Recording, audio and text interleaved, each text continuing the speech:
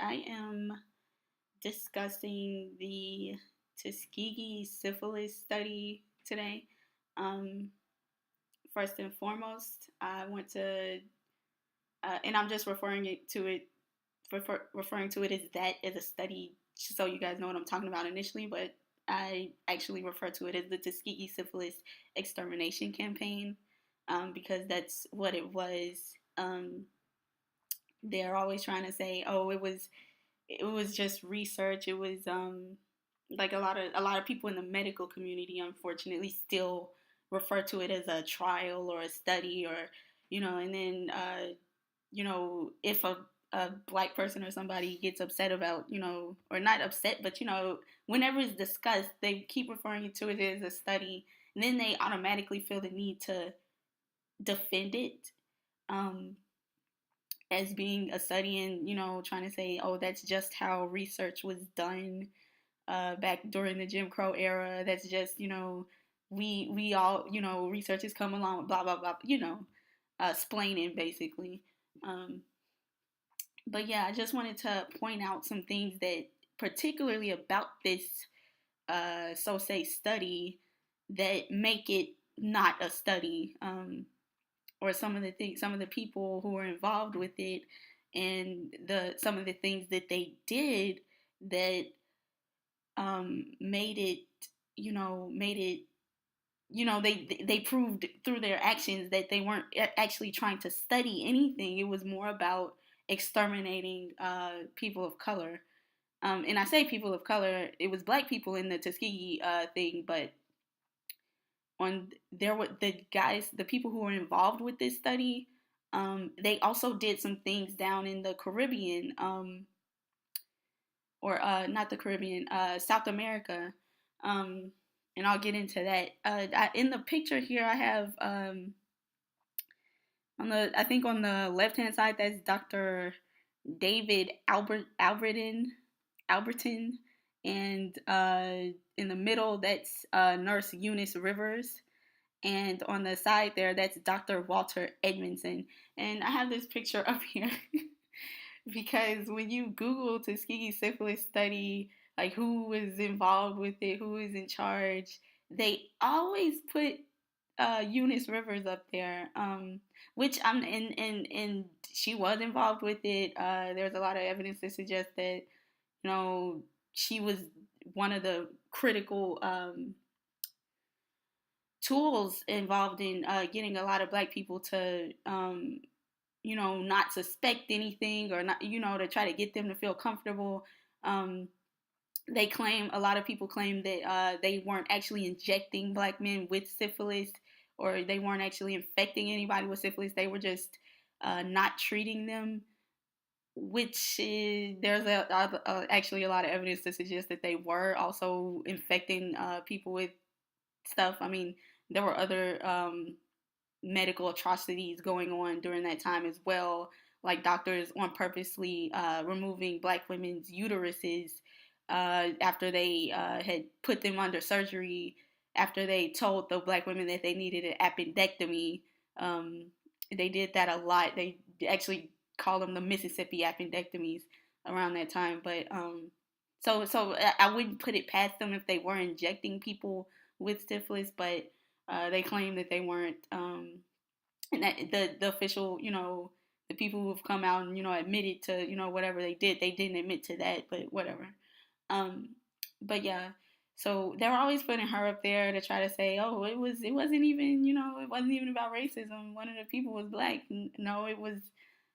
It was about racism. It was about exterminating black people.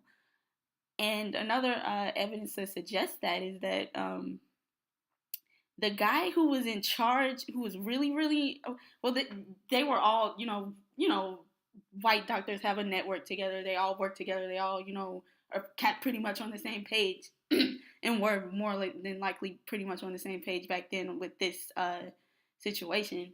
But the guy who's not listed here, and I can't seem to find any pictures of him, official, like, where they say this is definitely what he looks like. Um, his name was John C. Cutler. Um, And something that's interesting about him is he actually went to Guatemala around the same time that the Tuskegee syphilis thing was going on, and he was they actually have, like, solid hard evidence to prove that he was infecting. They claim that he was infecting prostitutes with gonorrhea and syphilis and stuff, and like different STDs, and then sending them into the community to have sex with the men or whatever and infect them as well. Which he could have done that. He could, but a trick that they kind of like to play a lot of times with stuff, especially stuff like this, is they try to make it seem like the patients were the bad people in the first place, so it really doesn't matter what happens to them. Like they were trying to say in the Tuskegee syphilis thing, that the black men came in with syphilis, so they had syphilis already, so they didn't, it's like, did they deserve treatment? That's not up to, so they always try to twist the story in some type of way to make it seem like the people who were at the brunt end of the mistreatment deserved it.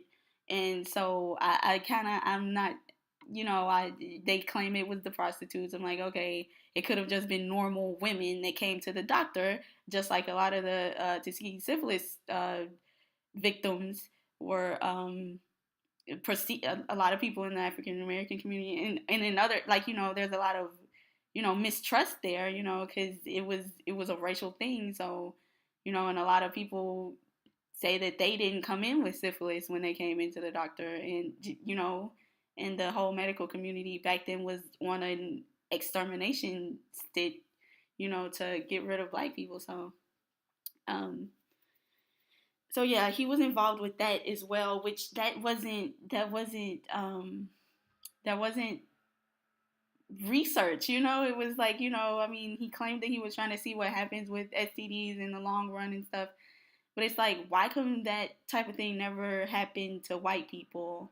Like, why don't y'all ever do anything? Why come nothing like that has ever happened to white people? Like, there's no studies where they put long term, infected a white person with a disease and long term, watch them or whatever suffer until they died, or, spread that disease to other people in the community. Um, because I remember when this was brought up, when I was talking to some colleagues a while back. A guy tried to say that during Nazi Germany, they vaccinated a bunch of kids with vitamin A and gave them vitamin A toxicity to see what would happen. And it's like, well, it was Nazi Germany, and I'm sure those children were either the Semitic Jewish children that Hitler was trying to eradicate, or there's actually another some other evidence that they were trying to eradicate children that were uh, imperfect, or kids that had problems already or things like that, and they were trying to get rid of them too. So it wasn't like they grabbed a complete, and that wasn't right. Don't get me wrong, that wasn't fair to anybody. Like, it's not right to round up people of any, just because they're disability or anything, and start poking and prodding at them, because you deem them as less worthy than somebody else. But uh, so they did that, but it wasn't. It's not the same. It's comparing apples to oranges. It wasn't, it wasn't something that was planned out and, laid out to get a certain group of people. It's not the same. But yeah, so I just kind of wanted to make this video to give you some insight of like what it is, and so people could stop referring to it, especially black people, as the Tuskegee syphilis trials or the Tuskegee syphilis study. It was the Tuskegee syphilis extermination campaign. And they try their darndest to, bury it and make it seem like, sorry, there's a lawnmower outside. Bury it and make it seem like, it was something other than it was. But definitely just keep being smarter, keep being inquisitive,